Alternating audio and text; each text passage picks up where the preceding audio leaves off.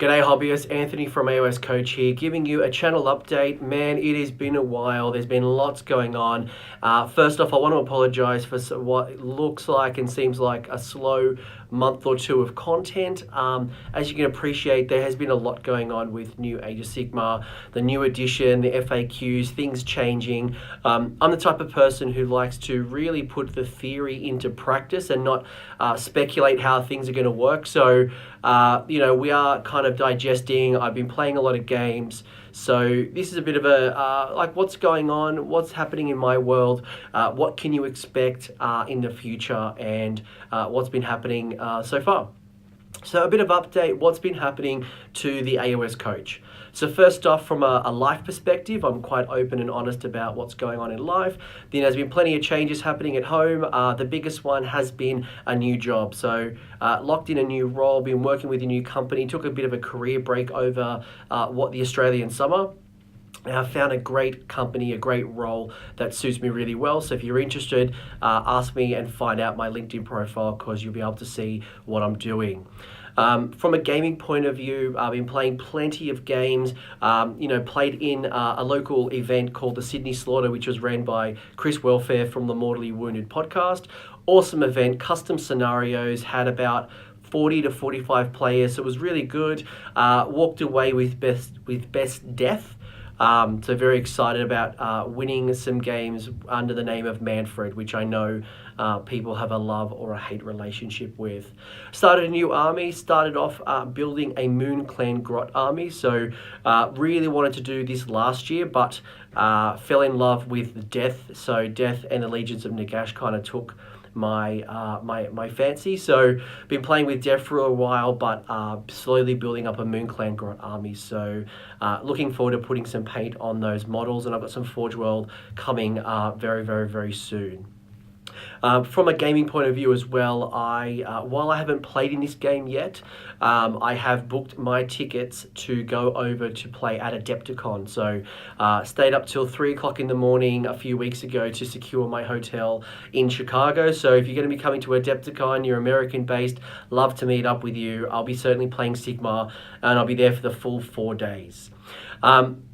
From a channel point of view, been really, really fortunate that Eric, aka the Stone Monk Gamer, has actually commissioned and put together some pretty sweet artwork. You might have seen that the channel logo has changed slightly. You would have seen the banner has changed as well. Awesome artwork. I can't recommend Eric highly enough. Very excited about what we've put up, and hopefully not quite a rebrand, but certainly bringing that fun and bringing that authentic self to the game.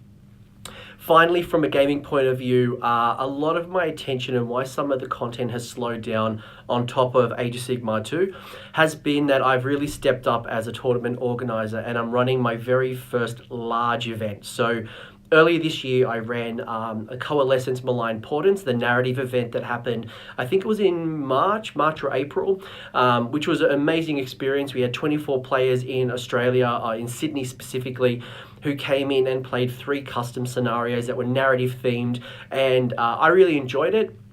Anyway, in Sydney, we have a local long weekend, a public holiday coming up, that we traditionally have an event called Moab, or the Mother of All Battles. It's a multi-system gaming convention that you'll see X-Wing, you'll see Bolt Action, you'll see 40k, Blood Bowl, you name it. Last year, Clint Mallet and Chris Welfare, so you might know Clint from the Heralds of War, Chris that I just mentioned earlier from Mortally Wounded. They ran a team event, which was really cool. It was an army from each of the Grand Alliances formed a team. That was a great event. They've unfortunately had to step back this year, and they can't run Moab. So I've stepped up as the TO, and I've stripped it back slightly to go back to a one-on-one type event. Lots of new blood in our community, so what a great way to introduce them to the tournament event scene. Keeping my eyes across Chris Tomlin's event, Blackout. I was going to say Black Hole, but I'm thinking of the Black Hole Sun. Awesome song, by the way. So I'm looking at realm rules. I'm stealing a few things from NashCon. So David's kindly giving me some of his secondary objective points that I'll be bringing into my pack. Locked in some awesome sponsors. So I guess what you're probably hearing from me is that a lot of my time has been building up as a TO, and that's been building terrain, that has been talking to sponsors. A big challenge that I had was the tickets for Moab, or this convention, was actually the day after Age of Sigmar 2 was released. So for me, I had to get a players pack, and I had to try to build some confidence with the AoS community that they would snap up their tickets early. And I'm really lucky to have had already 31 people sign up so far, and I know heaps of people will be joining me, and they're looking to pay. They've got 6 to 8 weeks left. So if you're in Sydney, if you want to travel to Sydney, it is going to be a great event. I'm hoping to land between 50 to 60 players. Some awesome scenery is going to be provided by Gary from Dark Fantastic Mills. I'm getting some really cool stuff from Game Mat EU.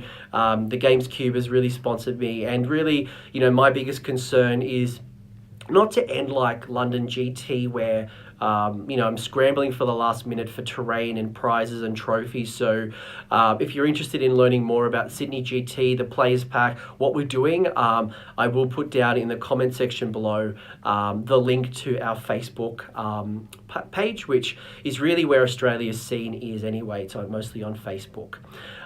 So really excited about being a TO.